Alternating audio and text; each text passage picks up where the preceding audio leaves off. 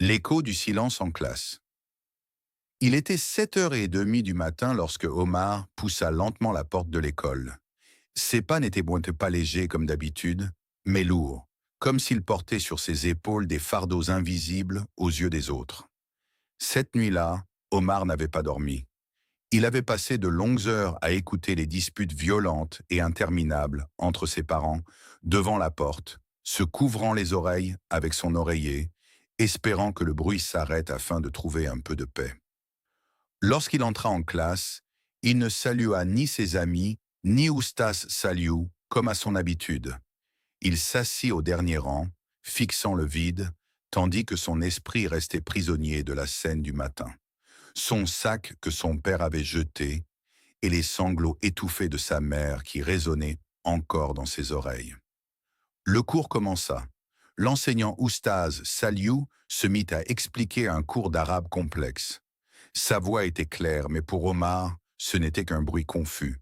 Les mots dansaient devant ses yeux, puis disparaissaient. Au lieu de se concentrer sur le cours, il essayait d'analyser les paroles blessantes de son père et de comprendre quel serait le destin de sa famille. Quand l'enseignant l'appela soudain pour répondre à une question, il sursauta. Il resta silencieux un long moment, les yeux perdus. Le problème n'était pas un manque d'intelligence, mais plutôt une âme déchirée. Son corps était présent sur la chaise, mais son esprit était enfermé dans la cage des problèmes familiaux. « Omar, est-ce que tu vas bien ?» demanda l'enseignant d'une voix douce. Il secoua la tête en signe de refus, sentant une boule dans la gorge.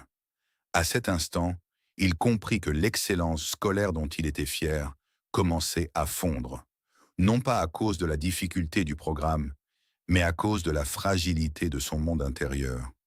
L'école n'était pas pour lui seulement un lieu d'apprentissage, mais un refuge à travers lequel il tentait d'échapper à sa réalité.